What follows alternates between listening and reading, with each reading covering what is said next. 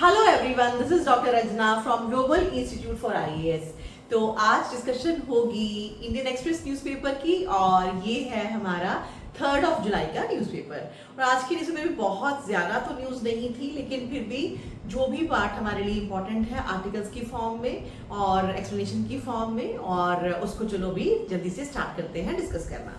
तो बेटा सबसे पहले जो है वो आपका एक बधाई वाला काम है कि काफी देर से हम कोशिश कर रहे थे कि पहलगाम का इशू जो है वो इंटरनेशनल लेवल पर एक्सेप्ट किया जाए। तो आपकी ये क्वाड की जो है वो फॉरेन मिनिस्टर्स की कॉन्फ्रेंस थी, that is in USA Washington DC, और वहां पे जो है ये इसके बारे में थोड़ी सी एक्सेप्टेंस हमें नजर आई है। जबकि इससे पहले हमने न्यूज में भी कवर किया था, आपकी एससीओ की मीट हुई थी, that is in China, that is Shanghai Cooperation Organisation, और वहां पे इसके बारे में कोई बात नहीं की गई। जबकि पाकिस्तान ने बलूचिस्तान का जो इशू हुआ था उसको वहां पे जो है वो उस मुद्दे को उनके फाइनल पेपर के अंदर एक तरह से एंट्री करवा दी थी। So that was the biggest ever failure on our part, और अभी भी बहुत ज्यादा अच्छी बात नहीं है बिकॉज इसमें पाकिस्तान का कहीं भी जिक्र नहीं है। But still because organisations is a part of your paper and this is your GS paper 2 mains की अगर हम बात करते हैं तो इस वजह से ऑर्गेनाइजेशंस कौन सी न्यूज में है उनको आपने हमेशा कवर करना होता है फॉर प्रीलिम्स एस्पेक्ट ऑल्सो। और फिर उसमें क्या हुआ उस हैपनिंग को कहीं पे भी हम डेफिनेटली डिस्कस कर सकते हैं। तो अभी in their first meeting post Operation Sindhu, foreign ministers of Quad grouping, they have condemned in the strongest term the Pahalgam terror attack and call it for perpetrators, organizers and financiers of this reprehensible act to be brought to justice without any delay। तो ये जिन्होंने भी किया उनको definitely इसकी सजा मिलनी चाहिए, लेकिन पाकिस्तान का जिक्र नहीं है कहीं पे भी, वो नाम नहीं आपको दिख रहा है। लेकिन एटलीस्ट चलिए पहलगाम का जिक्र इसे इंटरनेशनल उसमें आया और उसको टेरर अटैक का जो है वो इन्होंने एक्सेप्टेंस दी है। Now they have urged all UN जो है member countries to cooperate actively with all relevant authorities under international law। So ये मीटिंग आपकी वाशिंगटन डीसी में हुई, सेकेंड टाइम दिस ईयर है। क्वाड फॉरेन मिनिस्टर्स जो है उन्होंने वहां पे आके पार्टिसिपेट किया। और थोड़ा सा देख लेते हैं इसके अंदर कुछ खास हुआ हो तो, और डिस्कशन में वो देखते हैं। नाउ द जो है मिनरल इनिशिएटिव्स एंड ये सब अनाउंस हुए यहाँ पे to host the first Quad Indo Pacific logistic network field training exercise. इसके बारे में बात हुई आपकी कि एक मिनरल्स को लेके मिनरल्स इनिशिएटिव करेंगे। Then Quad ports of future partnership will also be launched in Mumbai this year. Quad's ports को लेके फ्यूचर पार्टनरशिप है आपकी। Then joint statement after meeting of the foreign ministers did not mention the Russia-Ukraine war and the conflict of West Asia or war in Gaza। तो ये आपकी बड़ी हैरानी वाली चीजें होती हैं इनके एक्चुअली फाइनल जो इनके पेपर्स होते हैं डिस्कशन में, तो इसमें इनको ये रेफरेंस इन्होंने नहीं दिया, ना ही रशिया यूक्रेन का और ना ही आपका पैलेस्टीन और गाजा का और ईरान का। Now from new Delhi's perspective the mention of the Pahalgam terror attack in the joint statement significant है, और डेफिनेटली बिकॉज एटलीस्ट हम इसको जो है वो बात वहां पे उठा पाए हैं। सो this is all which is important for this news, सिर्फ इतना ही आपने ध्यान में इसको रखना है। अब बात करते हैं नेक्स्ट न्यूज के बारे में। So this news is about your literacy, और लिटरेसी के साथ रिलेटेड डाटा हमेशा ही इंपॉर्टेंट होता है। और केरल हमारा जो है वो 100% लिटरेट स्टेट हम ऑलरेडी इसको मान चुके हैं, और इसके बाद जो नया स्टेट इस लिस्ट में एंटर होने वाला है दैट इज योर मिजोरम। सो इसमें जनरल सी बात के साथ स्टार्ट कर रहे हैं कि एक कॉर्नर है मिजोरम के अंदर, school teacher Robert let's call it is meant for the children aged 10 and younger, but on Tuesday a group of middle-aged villagers। तो वहां पे एडल्ट जो आपकी एजुकेशन होती है वो दी जाती है, ठीक है। और 54-year-old Ivania Lalkini stepped up to the blackboard and wrote her name with chalk in big spidery letters। What may seem like a modest achievement is one that she arrived at after months of the classes। So जो आपके बुजुर्ग लोग हैं वो भी अपना नाम लिखना सीख चुके हैं, और ये वो लोग हैं जो कि क्या करते हैं either before after her long hours झुंड शिफ्टिंग कल्टीवेशन में जो डेफिनेटली अपना सारा दिन बिताते हैं, दैट मींस ये कल्टीवेटर हैं, लेकिन अभी इस एज के अंदर भी they have started taking up education और अपना नाम सीख पा रहे हैं, लिटरेसी अपने आप को लिटरेट करने की कोशिश कर रहे हैं। I didn't know how to read और write though it was difficult to learn at my age, so obviously age is 54, I tried my best, और अब ये प्रैक्टिस इसको कर पा रहे हैं। तो इस वजह से अभी फिर हमारे लिए जो डाटा आता है वो कहाँ से आ रहा है, so this is your foundational literacy and numeracy test, ये यहाँ पे बार बार जो है वो कंडक्ट किया गया, and thanks to this the state has now become India's first fully literate state under centre's Ullas programme, officially called Nav Bharat Saksharta Karyakram और the New India Literacy Programme. Now this is important for us. वो आपके लिए एक simple सी case study थी, उसको भी जिक्र कर सकते हो कहीं पे. और ये सारे प्रोग्राम्स आपने ध्यान देने हैं. इनके टेस्ट का क्या नाम है? Foundational literacy and your numeracy test है, और इसके अंदर आपका जो है नव भारत साक्षरता कार्यक्रम है, या इसको न्यू लिटरेसी प्रोग्राम कहते हैं. And the literacy rate of Mizoram now stands at 98.2% ahead of Goa and Tripura. According to the Ministry of Education 2024 definition, a state can be called fully literate if it achieves 95% literacy. So अगर 95% से ज्यादा है तो वो पूरे state को literacy में हम मान सकते हैं. And the last program which has a 5-year timeline aimed at, और इस प्रोग्राम के अंडर आपके जो नॉन लिटरेट पीपल हैं as 15 year and above was first implemented across the country in 2002. So ये लास्ट प्रोग्राम है is one of the many data sets जो है including national literacy mission data इसके अंदर आता है, and census that capture the state of adult literacy in the country in 1991 with 90% of the adult literate in Kerala. उन्होंने इस बात को, इस टैग को अचीव किया था, that is total literacy as per NLM norms which required 90% of the state's population. अब उस टाइम पे ये नॉर्म्स कहते थे कि 90% या उससे अबव हो तो 100% होगा, and this is age between 15 to 35 years था. Now according to 2011 census, literacy in Kerala stood at 93.91, लेकिन मिजोरम की जो है वो थी 91.58, and according to periodic labor force survey annual report from July 2023 to 2024, Mizoram's literacy rate for those aged 7 years and above was 98.2%, और केरला से भी ये ज्यादा हो चुकी है. This fact is very very relevant for your prelims as well as mains paper. Next news है बेटा regarding nutritional intake, और ये nutritional intake definitely बहुत बहुत important है, because आपको पता है कि हमारी poverty line and all ये सब भी न्यूट्रिशनल इंटेक के साथ ही कंसर्न होती है. तो नया डाटा देखते हैं क्या बात कर रहा है. द डिफरेंस इन डेली पर capita calories intake between India's top and bottom 5% of consumers narrowed in 2023-24 with the former eating fewer calories and the later increasing their intake. ये हमारी डेमोग्राफिक चेंजेस आ रही हैं. तो अपर 5% एंड बिलो 5% में differences calories का ज्यादा नहीं रहा है, बिकॉज अमीर लोग कम खाते हैं. And in 2023-24 the top 5% of India's urban areas as measured by monthly per capita consumption expenditure MPCE consumed 3092 kilocalories per day, 82.3% more than the 1696 kilocalories of the bottom 5% according to nutritional intake data based on the statistical ministry's latest household consumption expenditure. In 2022-23 the difference was 114.3. पहले ये difference 114.3% का था, अब ये difference आपका 82.3% का है. तो ये डिफरेंस कम हुआ है, लेकिन फिर भी अगर हम देखें तो काफी ज्यादा गैप है.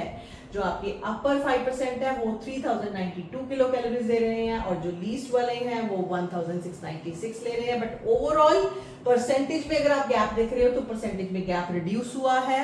This is very very very important for your even PCS and prelims बेटा, बिकॉज प्रीलिम्स में आप इस क्वेश्चन को नहीं समझ पाओगे और गेस भी नहीं कर पाओगे कि परसेंटेज डिफरेंस कम हुआ है, right? Now in rural India, the daily calories intake of the top 5% was 2941 kilocalories, 74.2% higher than that of the bottom 5. ये रूरल का अलग से दे रहे हैं. And then of the bottom 5% that is 1688 calories, और ये 22-23 का डाटा है, जो कि अब यहाँ पे डिफरेंस आपका 93.9% है.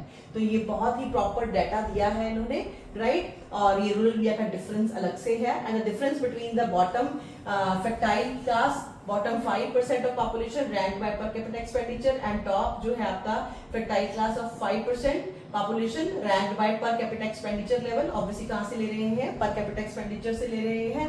इन per capita calories intake as well as per consumer unit calories intake has narrowed significantly in 2023-24 in rural as well as in urban India. So Ministry of Statistics and Program Implementation MOSPI का ये basically data है. Overall, the daily per capita calories intake in rural India in 2023-24 was down 0.9%. पिछले सालों से थोड़ा सा overall difference जो है वो माइनस की तरफ गया है, थोड़ी सी कैलोरीज कम हुई है एंड 2212 जो है 12 kilo calories, while that of urban areas में 0.4 का थोड़ा सा हमारा लोअर कैलोरीज इनटेक हुआ है. Compared to 11-12, the daily per capita calories consumption in urban areas was 1.5% higher in 2023-24, although it was down to 0.9% in rural areas. तो ये data हमें जो है वो एक तरह से पहले 23-24 का और 22-23 से डिफरेंस दिखा रहा है, फिर 11-12 का और 23-24 का डिफरेंस दिखा रहा है. अब प्रीलिम्स में तो किसी भी लेवल पे आ सकता है, तो इस वजह से आपको ध्यान तो देना ही पड़ेगा. 11-12 से लेके 22-23 का डिफरेंस भी हमसे पूछ सकता है, तो थोड़ा फोकस करो इस चीज को. And then however MOSPI cautioned that this HCES conducted in 22, 23, 23, 24 had undergone some changes compared to previous one, including an increase in the number of items. अब मेजरमेंट में भी थोड़ा सा चेंज हुआ है, नंबर ऑफ आइटम्स जो है हमने ज्यादा करी है, that is covered to 405 from 347. So 11-12 में 347 आइटम्स के ऊपर हम मेजरमेंट करते थे, अभी हमने 405 आइटम्स पे जो है की है और हमने इसमें चेंजेस की हैं थोड़े से. क्वेश्चनेयर्स के अंदर भी multiple visits for data collection and household interviews being moved from pen and paper mode to अब ये कंप्यूटर असिस्टेड हो गया है. And this is must be kept in mind while comparing the results. So cutting down fat, the narrowing of the gap in daily per capita calorie intake between the top and bottom 5 in both rural and urban areas was primarily a result of lower consumption by top 5% and an increase in intake by bottom 5%. Obviously हमने ये बात दिखानी है कि गरीबी कम हो रही है, तो उस पॉइंट ऑफ व्यू से देखा जाए तो अपर 5 वाले जो हैं वो कैलोरीज आपकी फैट में ऑब्वियसली कम ले रहे हैं और जो लोअर वाले हैं थोड़ा ज्यादा कर रहे हैं. So according to MOSPI, the calories intake of the top 5% of Indians in urban region fell by as much as 11.11%. So इतना ज्यादा डिटेल में बेशक मत जाइए आप. प्रोटीन का थोड़ा सा देख लेते हैं. प्रोटीन टेक जो है वो स्टेडी है.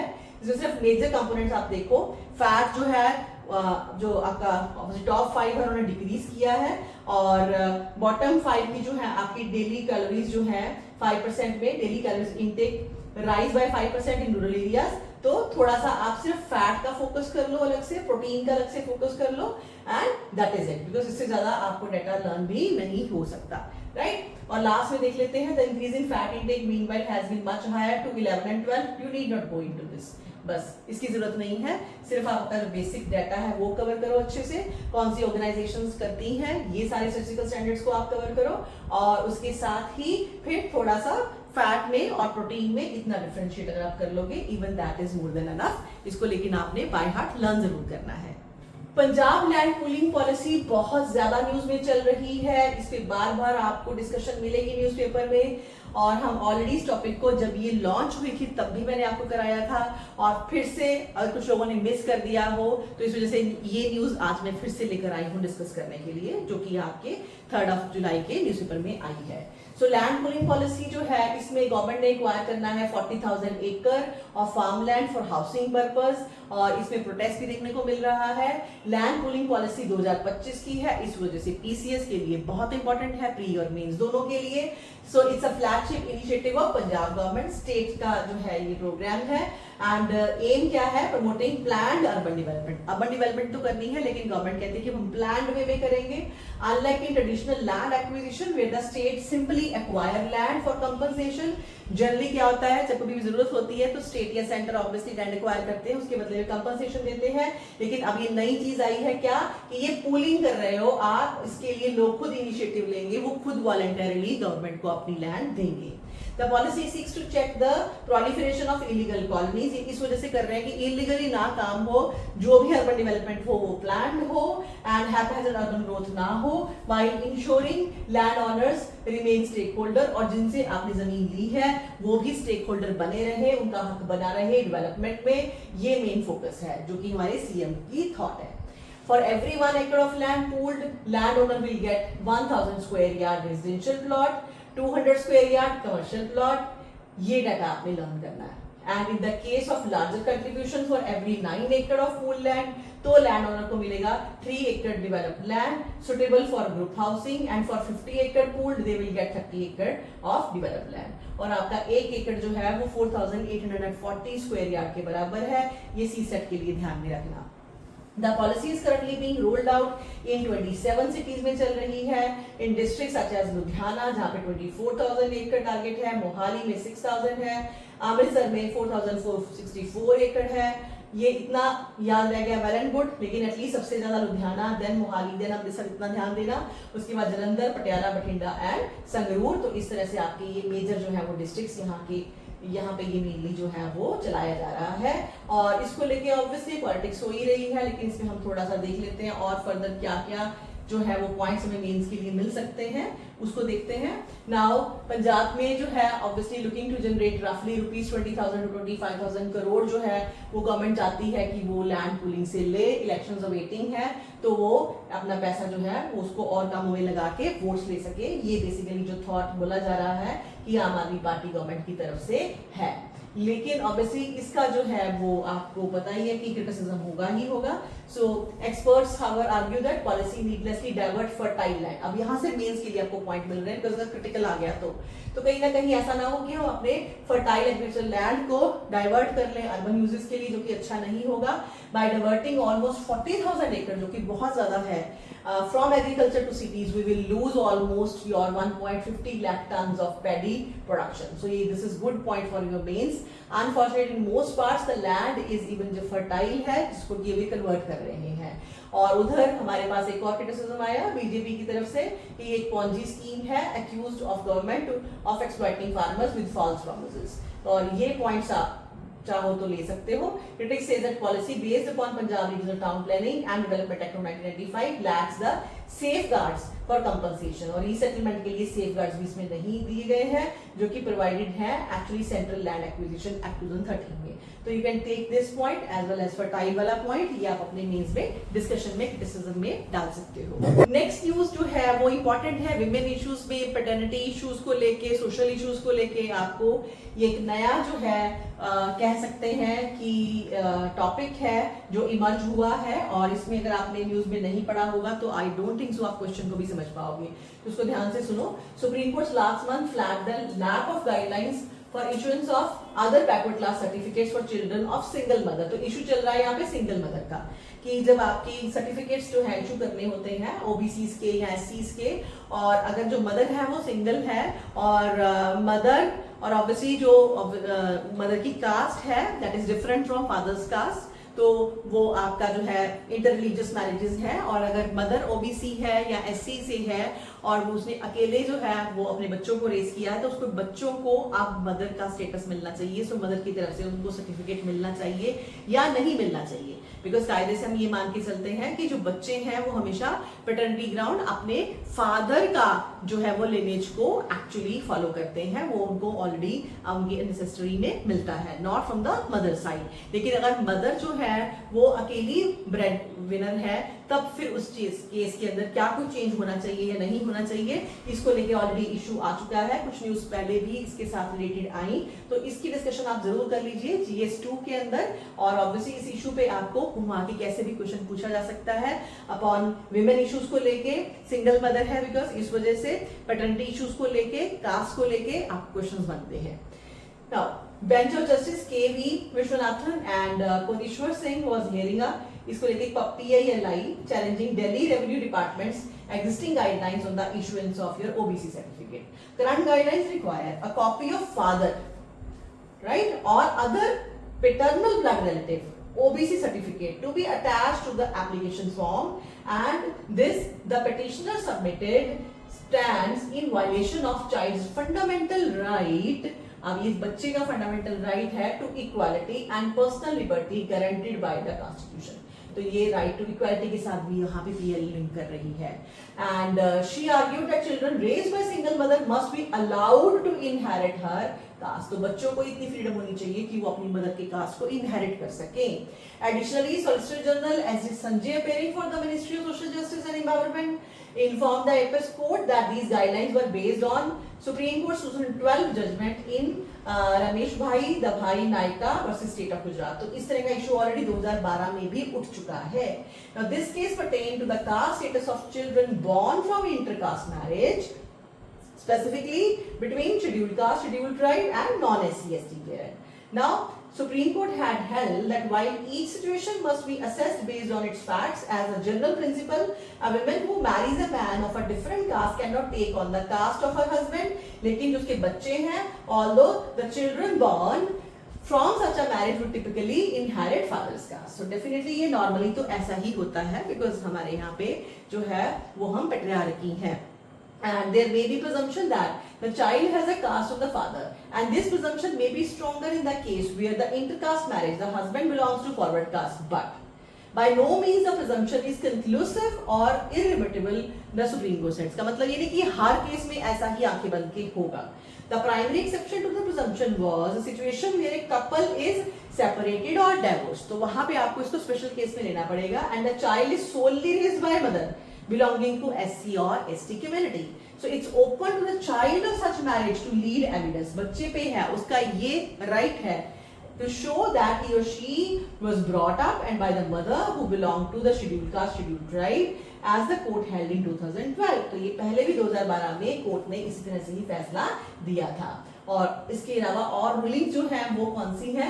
अ सिंगल जज बेंच जो है Delhi High Court, Rumi Chaudhary and department of revenue of government of NCT heard challenge to the Delhi government's guidelines or issuance of caste certificate that requires the applicants to produce certificate of their paternal. तो इसको obviously question mark किया, and petitioner, an Indian Air Force officer from SC community, had two sons from her marriage with forward caste men, but since she had been her children's sole caregiver, so petitioner claimed that her son were entitled to an SC certificate. तो OBC का अब issue आया है, इससे पहले SC का आया था, and executive magistrate ने इसको reject किया, but decision was appealed in 2020 where the division bench जो है of Delhi High Court उन्होंने determine किया that for children to inherit the mother's caste they have to produce cogent evidence देने के बाद वो definitely दे सकते हैं अगर वो बता पाएं कि वो deprived और disadvantaged हैं.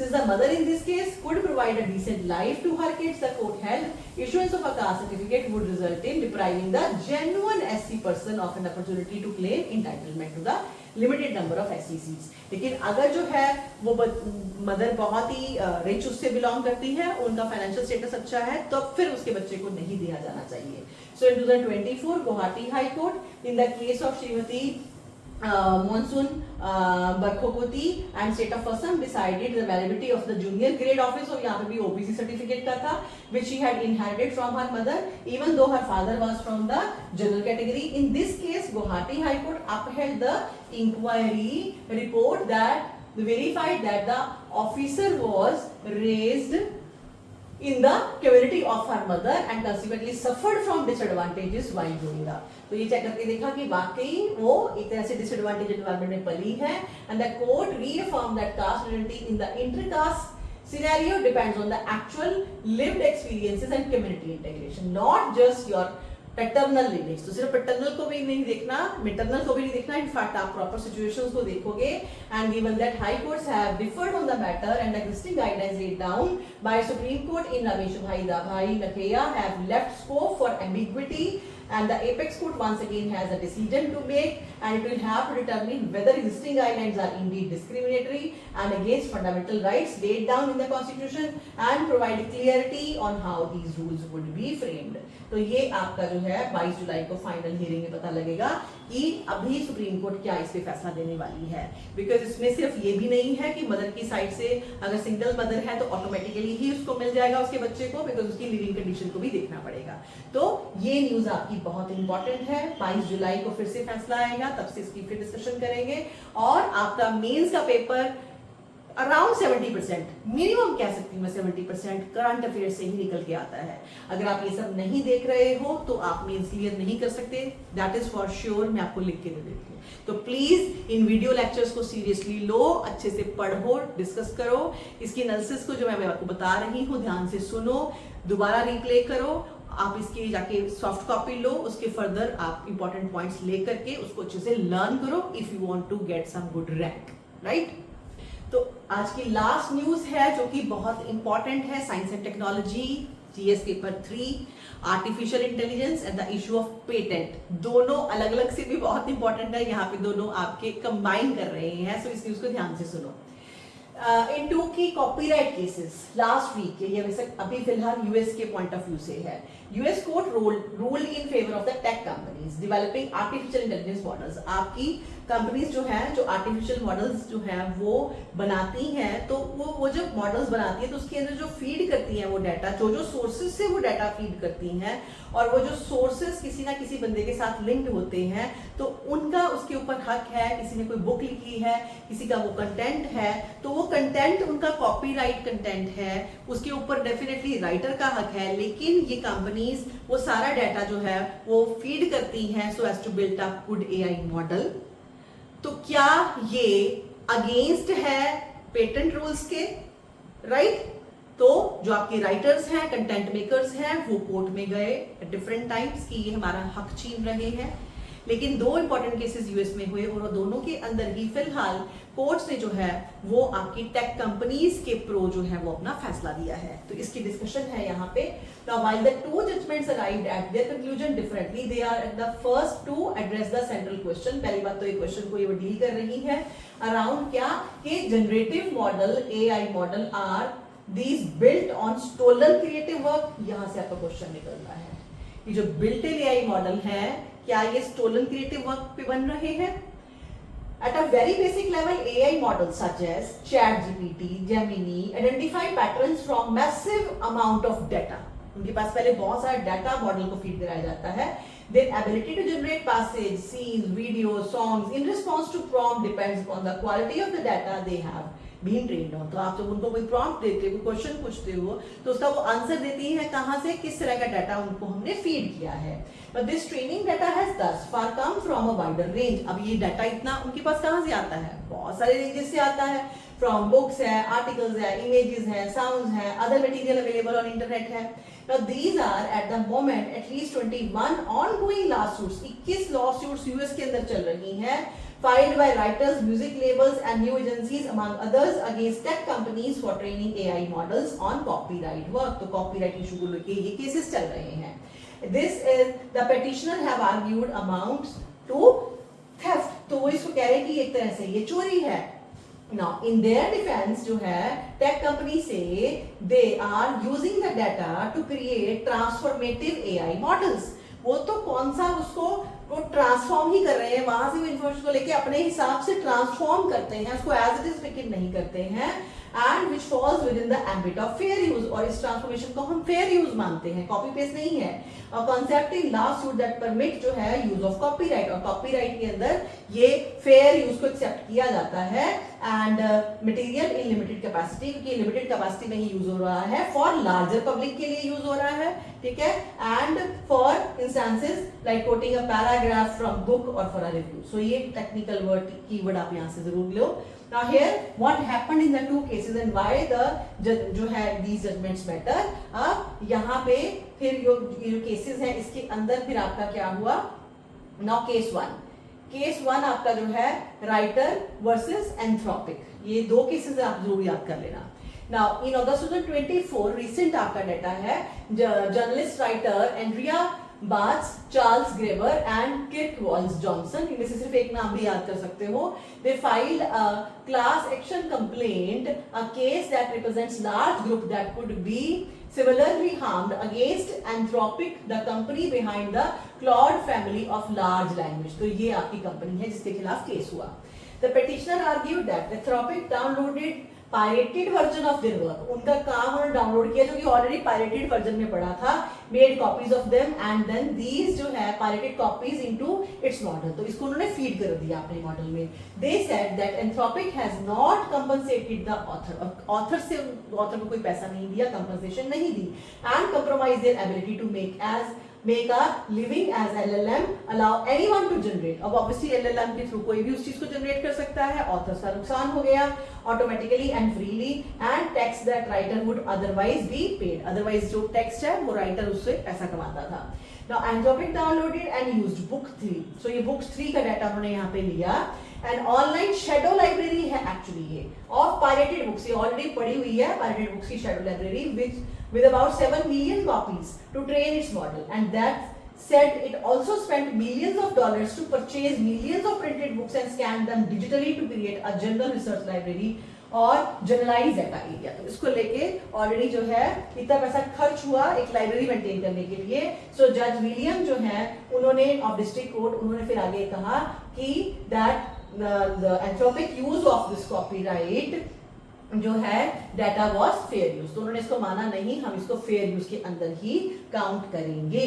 And then sending his argument. Now Als wrote that like any reader aspiring to be a writer, Anthropic's LLM trained upon works not to race ahead and replicate और supplant them. तो वो किसी चीज को replicate नहीं कर रहे हैं, वो public at large के लिए ही information ला रहे हैं, but to turn a hard corner and create something different. So if this training process reasonably required making copies within the LLM or otherwise, so those copies were engaged in a transforming use. उसको हम transformative use बोलेंगे.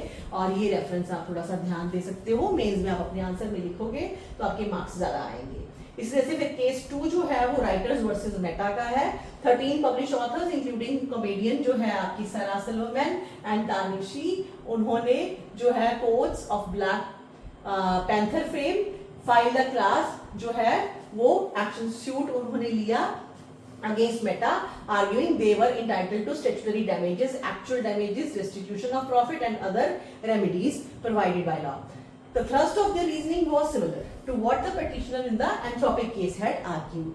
And Meta LLMs copied massive amount of text with its responses only being derived from the training dataset comprising the author's work. अब यहाँ Meta 2 trained its models on the data from book 3 as well as on the 2 other shadow libraries. Shadow libraries इन्होंने लिया, Anna's Archive है and your Libgen है. However, Meta argued in the courts that it had post-trained, कि इन्होंने जो है इसको post-train में डाला and the models to prevent them from your basically the memorizing and outputting certain text from these training data including copyright matter, calling these efforts as mitigation. So Meta said it could get no model to generate more than 50 words and punctuation marks. तो ये exactly वैसे की वैसे generate नहीं कर रहे हैं, उसमें changes कर रहे हैं.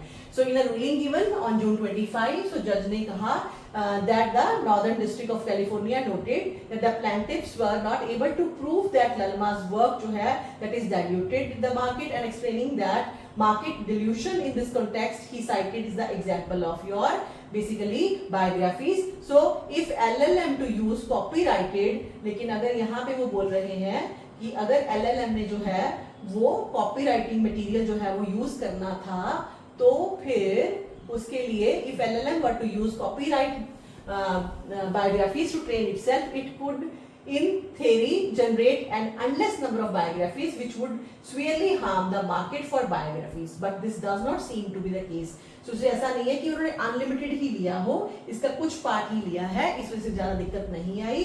एंड इसी वजह से ही now however, while Chevron agreed with Alsup's that AI is groundbreaking technology, he also said that tech companies who have minted billions of dollars because of AI boom should figure out a way to compensate copyright holders. तो यहाँ पे लेकिन वो थोड़ा soft rule ले रहे हैं कि ऐसे तो AI बहुत ज्यादा आगे चल के पैसा कमाने ही वाली है, तो उनको कुछ तो सोचना ही चाहिए कि किस तरह से कॉपीराइट्स वालों को उन्होंने कंपनसेट करना है. तो सेकेंड में उन्होंने थोड़ा सा सॉफ्ट व्यू लिया towards the writers. Now, significance of these judgments are a win for Anthropic and Meta because ज़्यादा obviously preference अभी तक फिलहाल AI companies को ही दी जा रही है. That said, both companies are not entirely scot-free. लेकिन they still face questions regarding the legality of the downloading content from pirated database, लेकिन अभी भी ये फाइनल आंसर नहीं हुआ।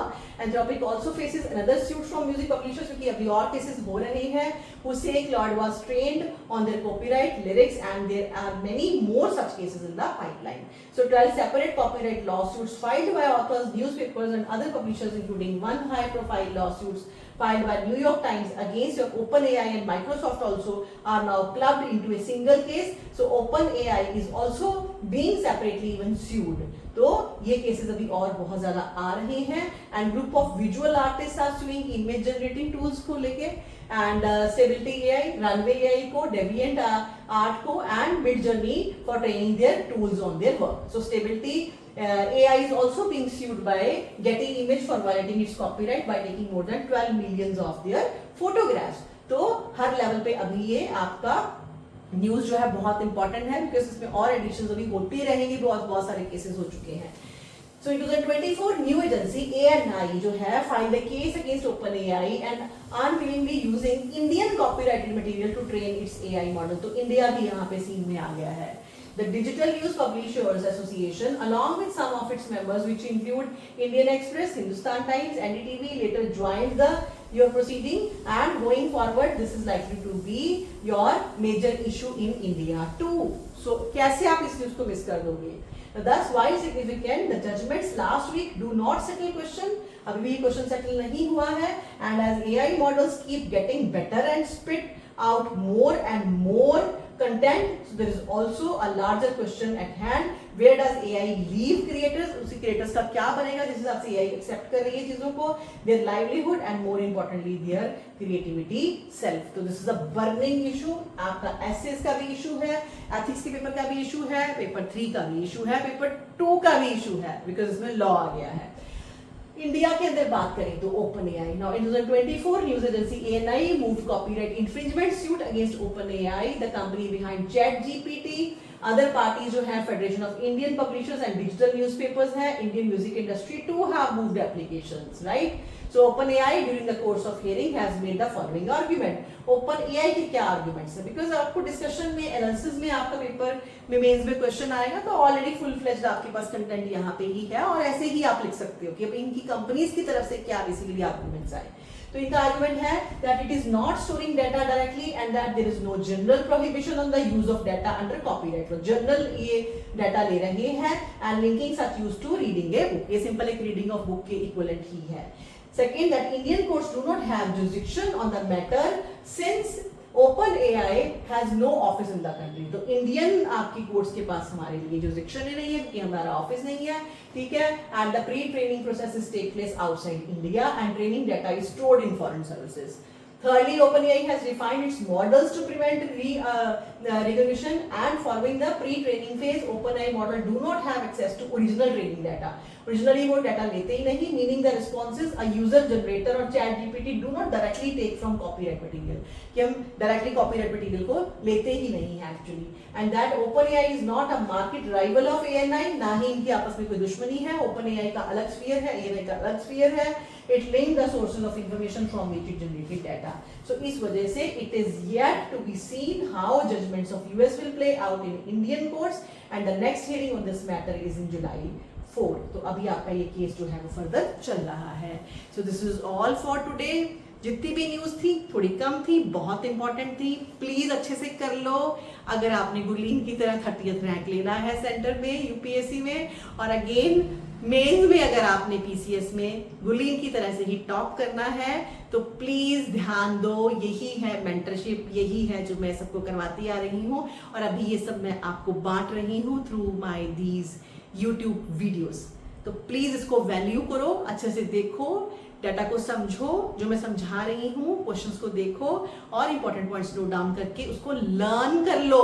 उसको सिर्फ सुनकर नहीं बैठ जाना है, राइट? तो thank you so much for like today and this is all. कल मिलती हूँ फिर से नेक्स्ट न्यूज़पेपर के साथ, और प्लीज सब्सक्राइब करो, लाइक करो, शेयर करो, और शेयर तो जरूर करो, और अपनी फीडबैक मुझे बताओ कि क्या आप चाहते हो, कैसा आपको लग रहा है, फर्दर कौन से टॉपिक्स पे आपको डिटेल वीडियोस चाहिए। So thank you so much again.